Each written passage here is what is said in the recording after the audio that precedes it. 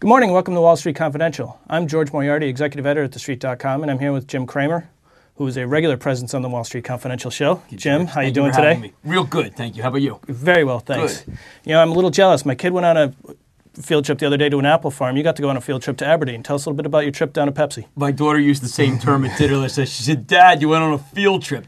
I have been openly critical in these pages about the notion that Frito-Lay, which is the biggest driver to Pepsi, could possibly convert in time from being an unhealthy snack to being a healthy snack. So they took me to the Aberdeen Proving Grounds by plane, paid for myself.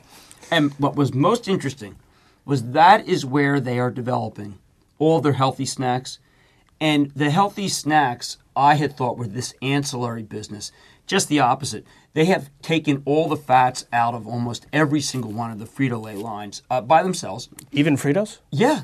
No, it's amazing.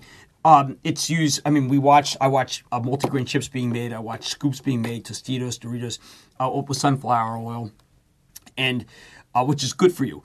And was struck by the fact that they have a new line of vegetable snacks that taste great, a new line of Quaker Oats-derived rice cakes, again, very good for you.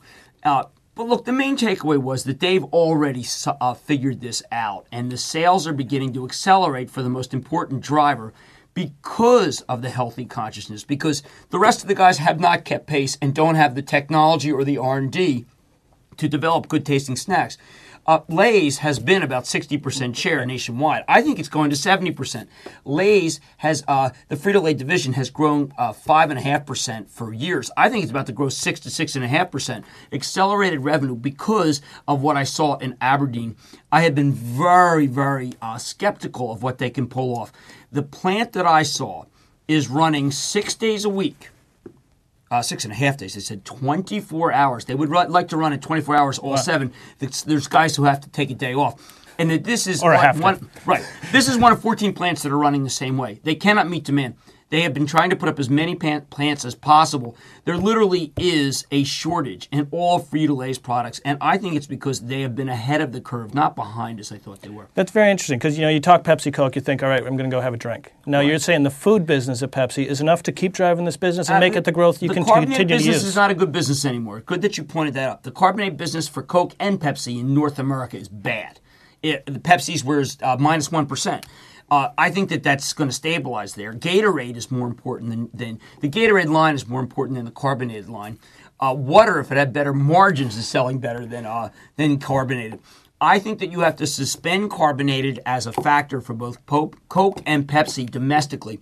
International carbonated drinks are still growing well into the double digits for Pepsi and high single digits for Coke. That's a very interesting story. Now, you mentioned a little bit, too, about some of the energy conservation stuff they're doing. The reason I say this is because one of the big raps, and you heard General Mills the other day say, look, as much as the raw costs of corn are really going up and people are worried about that, it's the energy costs that have really become a problem. Pepsi foresaw this, and what they're doing is making all of their plants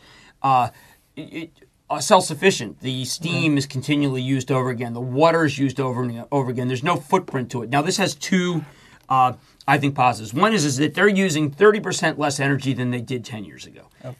Even though they've just maybe doubled the size of their plants, they're using 30% less energy, and they are still taking down the cost of energy. So in the context of the run you're talking about, that's amazing that they brought it down that much. And what I think really matters is that not only is energy not going up as a cost, as it is for General Mills and Kellogg, it's going down as a cost. This is because they were visionary and they foresaw this to happen. The other thing is that I detect that they are about to do a kind of a Starbucks-like initiative. Starbucks has done very well by saying that they're a good citizen. Mm-hmm. Pepsi hasn't even started that yet. I think that's 2007's formula saying, look, we're the healthy one, but we're also the one that has got the least footprint of any major American company. Right. The Starbucks being that friendly coffee type thing. It allows people to pay up, right? Yep, sure. And this the demographic that's coming up now in their 20s cares far more about the footprint that you're leaving carbon-wise than almost any other aspect. This is their own testing. They do really great testing. And went out to dinner with their testing people, too. And I was struck by their recognition that green is profitable. Wow, that's great. I like this story very much. That's impressive. Look forward to reading more about it. Absolutely. Now, multiple stages about how a company's reinventing itself in the face of a demographic that we had thought had turned on it, but it's just the opposite. That's great. Jim, thanks very much for that insight into Pepsi. Thank you. Stay tuned for more from TheStreet.com TV.